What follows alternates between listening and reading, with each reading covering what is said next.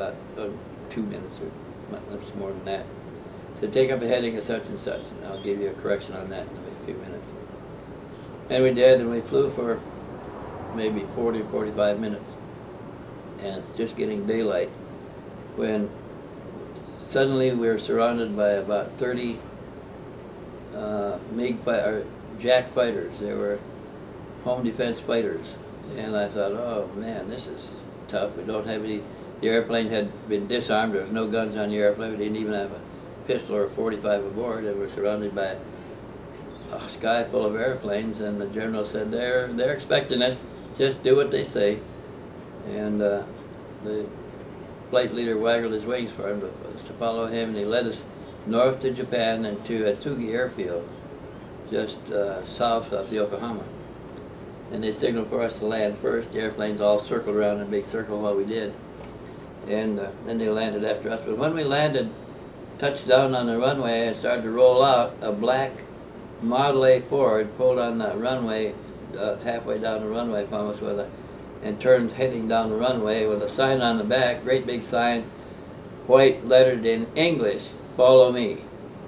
And so we followed him, and he led us out around a parking route to a big hangar with the doors open, motioned for us to go inside. We taxied inside, and they closed the doors. Now we're in a Japanese hangar, the doors are closed, and the war's still going on. And you have absolutely no idea what's going on? Well, no, I didn't know for sure what was going on. I don't think anybody did. What was going through your mind? What were you thinking? Well, I'm thinking now I have to see the next play. The next step. I don't know what's going on here. The general seems to know what we're doing. So after the hangar doors closed, and just a couple of minutes later, they opened again, and a line of black Model A Fords came, about 8 or 9 of them came in through just wide enough for the cars to come through. And then they closed the door again, and they're all inside, and there's high-ranking admirals and Air Force people, Army, and about, there must have been 8 or 10 high-ranking senior officers with a lot of medals engraved, and there was 4 civilians in diplomatic dress. The gray and black striped pants with the beetle tail coat and a white shirt and a black bow tie and a silk top hat. And they got out, and they all lined up in front of the parked Model A's in some kind of formation, like probably according to rank going down the line, because the general, when he got off, he went to the top-hatted guys first, met them, and then was introduced down the line. And he came back to the door, and he said, I'm going with these gentlemen. He said, here's, this fella is a Japanese pilot officer captain. He speaks English very well. He graduated from Harvard or something like that. He'll see that you're taken care of. And then he said, as an afterthought, he says, and if I'm not back by 5 o'clock, you're on your own. And then he turned and went with him. Well, I was looking at each other, and we said, what does he mean by that? On our own. So I guess he thought if they captured him and imprisoned him or something, it's up to us to get away the best way we can. But the captain took us down to the officers' club too.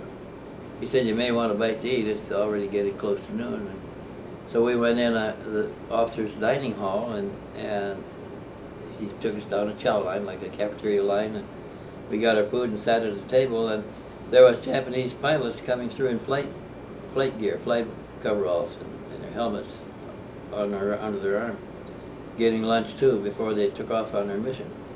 And they'd come over to the table. Here we are sitting there in American Class A uniforms